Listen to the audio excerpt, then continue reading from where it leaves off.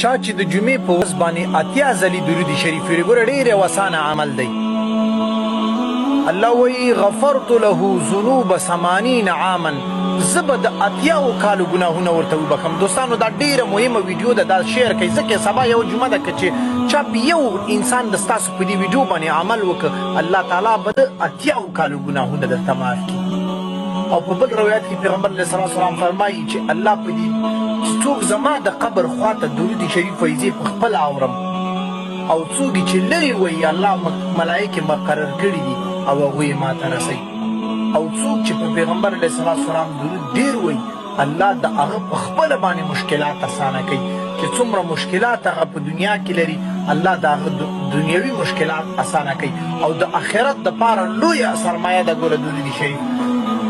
او الله په خپله باندې فرمایي چې زه او زما ملایکې په پیغمبر علیه السلام باندې درود وایي. مسلمانانو تاسو هم په پیغمبر علیه السلام